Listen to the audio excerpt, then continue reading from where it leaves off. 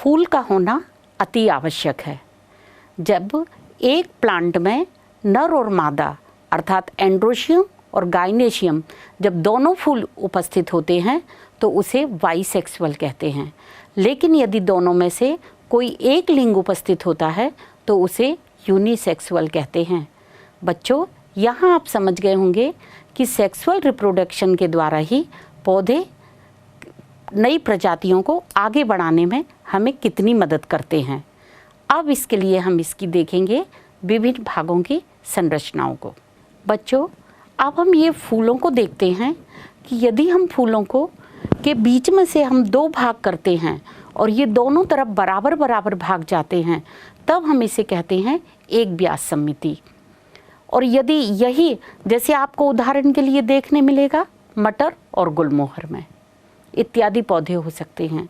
ठीक इसी प्रकार से आप इसमें देख लेते हैं कि यदि हम इनको बराबर दो भागों में जब बांटते हैं और इनके दोनों भाग बराबर नहीं होते जैसे केना में, तो इस प्रकार के फ्लावर क्या कहलाते हैं?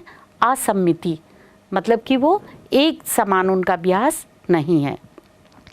ऐसे ही पुष्प के भागों की संख्या के आधार पर भी इनके अलग अलग इनका नामकरण है। जैसे ट्राइमेरस, ट्राइमेरस क्या है? त्रितई। जैसे प्याज में आप देखेंगे कि इनका क्रम अलग अलग रहता है। चतुर टेट्राहेड्रल या टेट्रामेरस कहेंगे, चतुर्तई बोलेंगे।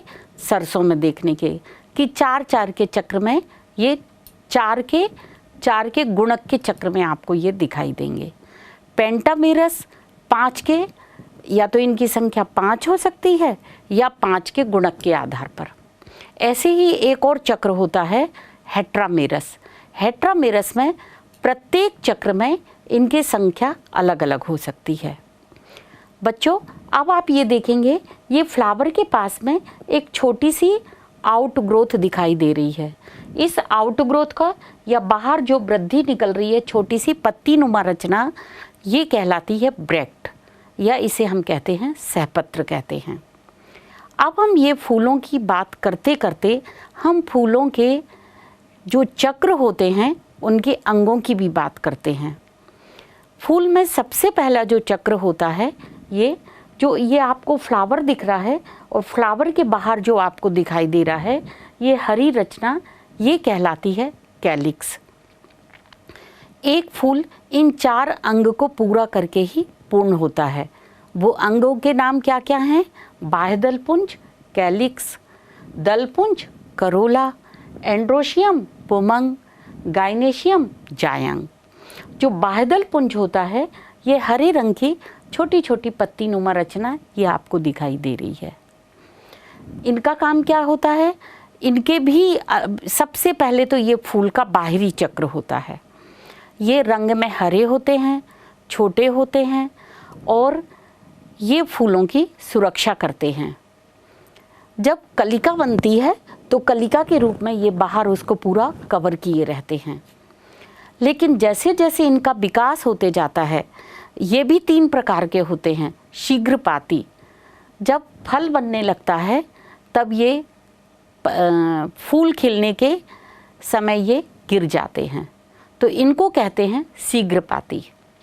फिर आप देखेंगे पर्णपाती, जिसमें ये फूल खिलने के बाद गिर जाते हैं। फिर आप एक और देखेंगे पर्णपाती के बाद एक और टाइप होती है इनकी चिरलग्न, परसिस्टेंस। ये आपने टमाटर को देखा होगा, टमाटर में ये जो हरी हरी रचना पाई जा रही है ये हमेशा बनी रहती है। इसको कहते हैं परसिस्टेंस, कि फल के बनने तक ये कैलिक्स लगे रहते हैं।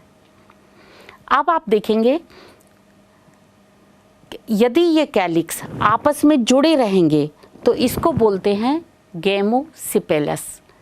कैलिक्स के एक भाग को सेपल कहा जाता है और यदि ये सेपल्स, ये कैलिक्स, सभी कैलिक्स अलग अलग रहेंगे तो इन्हें कहा जाएगा पॉलीसिपेलस। अब हम देखते हैं करोला के बारे में। ये जो रंग बिरंगे फूल में आपको रंग बिरंगा भीतरी चक्र दिख रहा है दूसरे नंबर का, ये कहलाता है करोला। करोला के एक अंग को कहते हैं पेटल। इसका क्या काम होता है? इसका कीटों को आकर्षित करना। पॉलिनेशन परागण प्रक्रिया के लिए ये कीटों को अपनी ओर आकर्षित करता है। हमारा भी मन लुभाता है, सुंदर होते हैं, चटकीले रंग होते हैं और इनमें कुछ नेक्टर भी पाया जाता है, तो उनकी तरफ आकर्षित होते हैं कीट। और जब कीट आकर्षित होता है तभी वहाँ परागण प्रक्रिया होती है। इनका भी क्रम होता है। इनका भी क्रम, यदि सारे पेटल्स आपस में जुड़े रहें जैसे देखेंगे तो ये कहलाएगा गैमोपेटल्स। यदि सारे पेटल्स अलग अलग होंगे तो ये क्या कहलाएगा? पॉलीपेटल्स। ये जो आगे हम विभिन्न एग्जाम्पल्स में इनको देखने वाले हैं। अब हम देखते हैं फूल में जो एक रचना है ये क्या होती है? एंड्रोशियम।